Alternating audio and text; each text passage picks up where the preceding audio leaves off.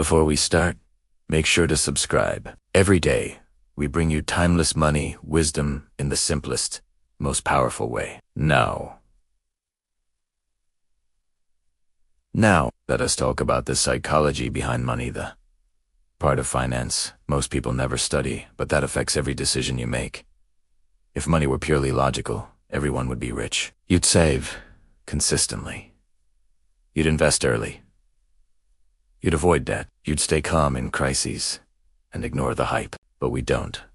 Because money is not a math problem. It's a mindset problem, a battle between our emotions, ego, fear, desire, and insecurity. Today, we'll explore the real reasons people build wealth or destroy it, and how you can finally take control of your financial life just by understanding yourself. Let's begin.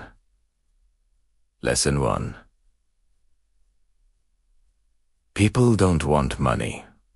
They want control. When people say they want to be rich, they aren't just talking about cars or mansions. They want freedom. Freedom from stress. Freedom to wake up without fear.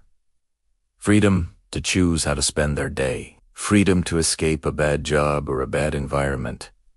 Money buys options, and options give you power. Once you understand this, saving money becomes easier, because you're not just saving dollars, you're saving your future freedom. Lesson 2.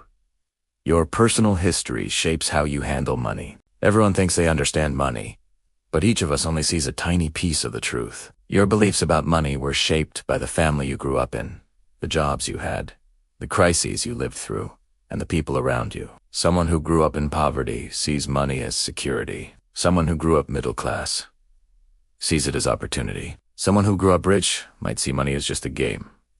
The lesson: never judge someone's financial decisions without understanding their life story, and never assume your experiences represent the whole world. Lesson 3. Wealth is what you don't see. We live in a world obsessed with showing off. New cars, designer clothes, perfect vacations. But here's the psychology behind wealth. Wealth is invisible. Wealth is the money you keep, not the money you spend. A person driving a $100,000 car might have $2,000 in the bank. A quiet neighbor with an old truck might have $2 million invested. The problem is simple. Most people want to look rich before they actually become rich. To build wealth, you must invert this logic. Spend less than you earn, invest the difference, and let time do its work. You don't need to prove anything to anyone. Lesson 4. No one is crazy. We just have different incentives. Why do some people save obsessively while others spend recklessly? Because every person has a different emotional relationship with money. Some fear losing what they have. Some fear missing out.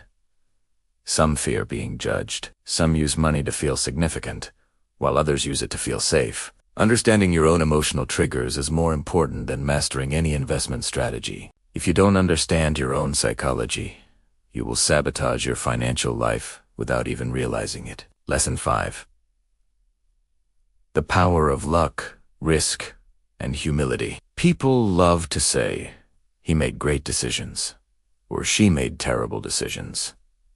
But finance is never that simple. Success requires skill, but it also requires luck. Failure can come from bad choices, but it can also come from unfair circumstances. The psychology of money teaches us this. Don't praise people too much for being rich, and don't blame people too much for being poor. Be humble about your own success. The world is more random than it looks. So, judge less, observe more, and stay humble. Lesson 6. Compounding. The 8th wonder of human patience. Everyone knows compounding is powerful, but almost no one lets it work long enough. Why? Because compounding rewards patience, not intelligence. Here's the psychological challenge. Your brain wants fast results.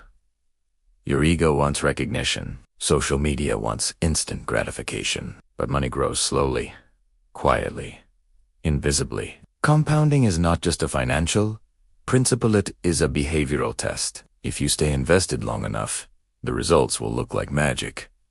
But they're just mathematics applied through patience. Lesson 7. Saving is more important than investing. People obsess about which stock to buy, which crypto will explode, which strategy is best. But here's the truth. Your savings rate matters more than your investment rate. Why? Because saving is 100% within your control. Return rates are not. Saving turns you into someone who always has options. People who save can stay calm during crises. They can wait for good opportunities. Financial peace doesn't come from high returns, it comes from low expectations and good habits. Lesson 8. Reasonable is better than rational. Many people try to optimize everything.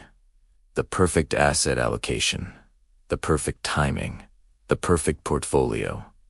But human beings are not robots. A strategy must be emotionally sustainable if it's going to last for decades. For example, if investing aggressively makes you lose sleep, it's not a good plan. If saving every single dollar makes you miserable, you want to stick to Italiano. If your strategy requires you to never make mistakes, it will fail. A reasonable plan you can follow for life is far better than a perfect plan you abandon in 6 months. Lesson 9. Tail events define everything. A few key decisions will shape your entire financial life. One great investment. One unbelievable opportunity. One career breakthrough.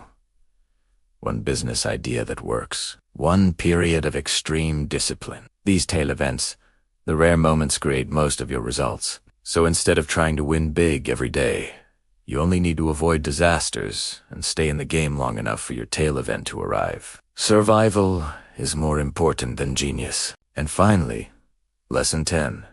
Money can buy happiness if you use it right. Money doesn't automatically make you happy, but it can buy the ingredients of happiness.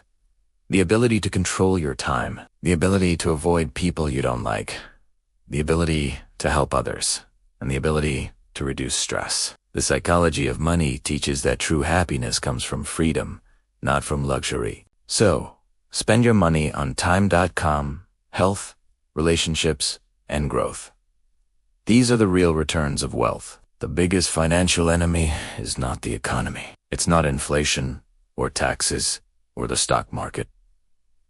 The biggest enemy is your own behavior. But once you understand your emotional relationship with money, you begin to control your decisions instead of being controlled by them. Remember these core truths. Money is psychological. Wealth is invisible. Patience beats intelligence. Savings beat returns. Freedom beats luxury. And humility beats ego. If you enjoyed this breakdown, subscribe for more. Your financial transformation starts in your mind, and it starts now. Thanks for watching.